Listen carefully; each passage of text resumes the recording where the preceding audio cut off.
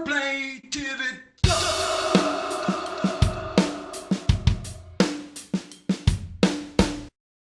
What do you remember about the pregnancy? I had what I thought were probably the ordinary kinds of things that happen when you're pregnant, and Morning sickness, morning sickness, a lot of nausea. yes. Lionel describes a strange, undiagnosed problem. He describes it as some kind of a seizure that you developed, a proneness to seizures late in the pregnancy, where you had. He describes it as a kind of rigidness for which you were prescribed medications. Do you remember that, and can you describe I it? don't remember that at all. I can't imagine where that comes from. It isn't true. I don't. You don't recall anything like that? No. Seizures or No. seizure-like episodes? Absolutely not. Were you prescribed medications, including morphine, barbiturates? I don't know what medications were prescribed, and I'm surprised that anyone says that there is something that lists every single medication I took 33 years ago. I had a doctor, a physician. I took the medicine that was prescribed for me, and for the most part, I was healthy. You weren't on morphine? I don't think you give pregnant women morphine. I'd have to ask my doctor, but they don't give pregnant women morphine. Barbiturates of any kind in order to calm you down in these seizure states, as Lionel describes them? There were no seizure states.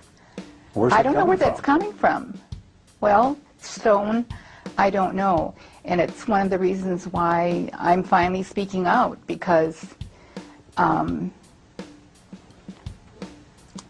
there were no seizures. There was nothing that was out of the ordinary as far as my pregnancy was concerned, except that I needed to be in bed. There's an obvious discrepancy here between what you're saying and what Lionel is saying about the nature of the pregnancy. It was difficult, you both agree, but he describes you in these states where you were, as he says, literally frothing at the mouth. Are you serious? In these rigid states, yeah, for which you were given medication to settle or calm you down. Well, I don't know what his purpose is in doing that. I do know that when this first happened, the very first thing that the husband that I divorced did was come out with these accusations against me. They're not true. Well, I don't know how I can prove it to you that they're not true. Is it possible you just don't remember them? No, it's not possible. I don't remember them. It was my first pregnancy. I remember everything about my first pregnancy. There's an important point you want to talk about that you really want to make, and is the reason why you've come on. So let's talk about that. Thank you. I appreciate that very much, Stone, because I'm really feeling like the questions that I've been asked so far are exactly the reason why I wanted to come on, exactly the reason why I want to write a book tentatively titled An Assault on Motherhood, and that's exactly how I feel, like I'm being assaulted by statements that can't be substantiated, that people have said are not so, but here I am one more time having to defend myself. I want to get across that we as women just can't take this kind of thing anymore. If something bad happens to our son or our child, there has to be a place for us to go. I want a place for all the victims to have a place where there's some compassion and understanding, instead of a blaming. Coming up, Joyce talks about the pain of feeling blamed for her son's crimes and disputes more of her ex-husband's recollections. Excuse me for interrupting you, but I never heard anything like that ever happened.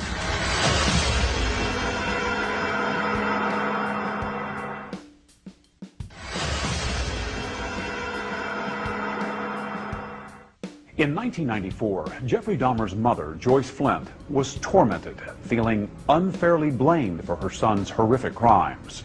She had planned to write a book, tentatively titled An Assault on Motherhood, about her ordeal.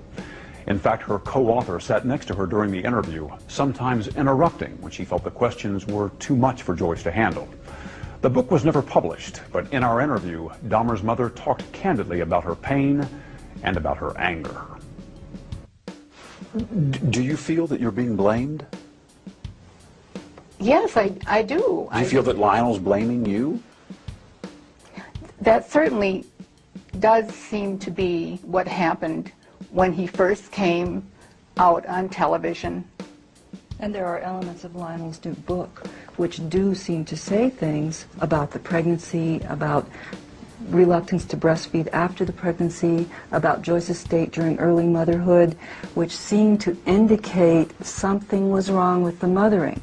Now, this isn't the theme of the book, but it corresponds to the theme of so many questions from the media that have come along all along the way. And I'm not saying you're asking these now. But at the same time, Lionel asks a lot of questions about himself, about what kind of father he was, about his own thoughts and maybe his own mistakes. I mean, one of the first places he looks is right in the mirror. But if he wants to speak about himself, it's fine if he wants to make false or accurate accusations about his own behavior. But to state things about Joyce, which may or may not be true, and in some cases apparently are not true, in his book, is a certain type of blaming somebody who has not yet had the opportunity to speak up. You've read his book? Yes. Joyce, you have not read it? No, I haven't. Joyce has not read it yet. Joyce has been not well, and reading that book, which just came out, hasn't been something she was ready for. The excerpts that I have seen in the newspaper are so astounding to me. He told everyone that I was crazy, that I had abused my body with medicines, that I somehow was to blame. There's no doubt about that. Now he turns around and, for whatever his reasons are, I don't know what he's trying to accomplish with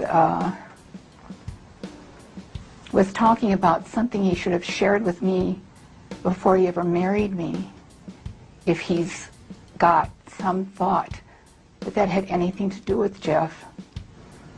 You mean his mental state, that you weren't informed? Dreaming of murder, yes, exactly. obsession with explosives. He never talked to you about any of that? None of that. I think one of the points is it's all clear in retrospect. I mean, for instance, one of the anecdotes that he tells in the book, Joyce, is when Jeff was 4 years old and Lionel had crawled underneath the house to remove some dead animals, and he put some of the bones from the dead animals into a bucket. And Jeff, at age 4, probably innocently, went over and was playing with the bones and seemed fascinated with these bones. That absolutely astounds me. Excuse me for interrupting you, but I never heard anything like that ever happened. You see, you're doing a television show prompted by a book which was written, which apparently is one parent's story which doesn't jive with the other parent's story at all. Which is why we're here. Right. Which is exactly why we're here. That kind of an anecdote. Like now, as far as I know, that never happened. That sounds like the shows that people go on and talk about children mistreating animals, and can you predict who's going to do something terrible somewhere down the line in his life. Jeff's condition was proven to not have anything to do with his upbringing. I don't want parents frightened to death thinking that the little things they do or the little things they miss are going to result in them having a child that is going to cause all of this pain and anguish. That isn't the way it happened. In my mind, you cannot tell how certain actions or reactions are going to be computed in a child's mind. So the first thing I thought about was he emotionally, did he come out of this life with us, emotionally disturbed in some way. He didn't. I've asked him. Some people would say that someone who had committed such horrible crimes must have had something horrible happen to them. You're saying just didn't happen. You know, I wish I had an answer. It's a terrible feeling to have this unending, unknown, why did this happen? What's the purpose of this happening? The horribleness that so many people have had to go through. I wish I could come up with an answer. That would be useful. It isn't useful to speculate on what small, tiny little things did we spank our child, and that turned him into a, as they called me, a monster maker. Jeff was raised with all the love and care and concern that any child could be raised with, and what happened to him? I don't know. I wish I knew. I'd give anything to know.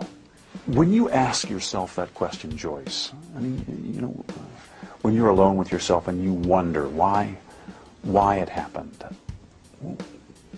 what answers do you come up with? What questions do you have about the origins of his madness, if you will?